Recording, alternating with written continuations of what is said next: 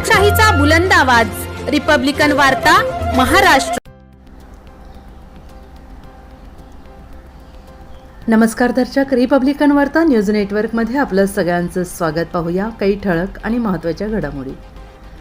हुडी बुद्रुक भ्रष्टाचार प्रकरणी सरपंच व ग्रामसेविकेला पोलिसांनी केली अटक। दोन्ही आरोपींची वाशिमच्या तुरुंगात रवानगी। बातमी आहे हुडी बुद्रुक पुसद पंचायत समिती अंतर्गत येत असलेल्या हुडी बुद्रुक ग्रामपंचायतच्या तत्कालीन महिला सरपंच आणि ग्रामसेविकेने संगनमत करून तब्बल 14,91,238 रुपयांचा भ्रष्टाचार केल्याचे सिद्ध झाले आहे। दोघींनीही भ्रष्टाचार केल्याप्रकरणी माजी सरपंच यांनी संबंधित कार्यालयात त्या संदर्भात वारंवार तक्रारी केल्या होत्या। कारवाई होत नसल्याने अखेर उपोषण केले होते। जवळपास 2 वर्षाच्या चौकशीनंतर ग्रामीण पोलिसांनी सरपंच आणि ग्रामसेविकेला अटक केली आहे। सदर महिला सरपंच आणि ग्रामसेविकेची वाशिमच्या तुरुंगात रवानगी देखील केली आहे। सरपंच अनुराधा शिवानंद कान्हेकर आणि ग्रामसेविका अनिता दिगंबर आगाशे असं भ्रष्टाचार करणाऱ्यांची नावे असून त्यांच्या विरोधामध्ये माजी सरपंच संतोष धरणे यांनी गटविकास अधिकारी, यवतमाळचे मुख्य कार्यकारी अधिकारी यांच्यासह अनेक ठिकाणी तक्रारी केल्या होत्या।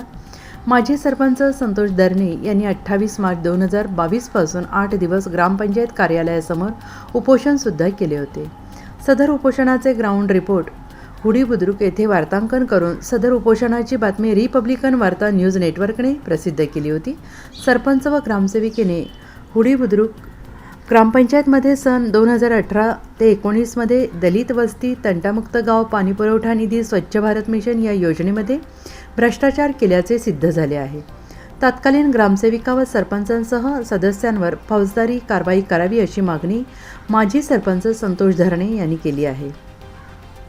सरपंच व ग्रामसेविकेने 14,91,238 रुपयांचा भ्रष्टाचार केल्याचे चौकशीअंती सिद्ध झाल्याने दोघींनाही ग्रामीण पोलीस ठाण्याचे सहाय्यक पोलीस निरीक्षक बालाजी शेंगेपल्लू आणि बीट जमादार इंदल आडे यांनी अटक केली आहे। भ्रष्टाचार करणाऱ्या सरपंचासह ग्रामसेविकेला अटक केल्याने भ्रष्टाचार करणाऱ्यांचे पुसद पंचायत समिती अंतर्गत येणाऱ्या सर्व ग्रामपंचायत सरपंच सदस्यांचे धाबे दणाणले आहेत। रिपब्लिकन वार्ता न्यूज नेटवर्कसाठी विदर्भ उपसंपादक राजेश ढोले, यवतमाळ।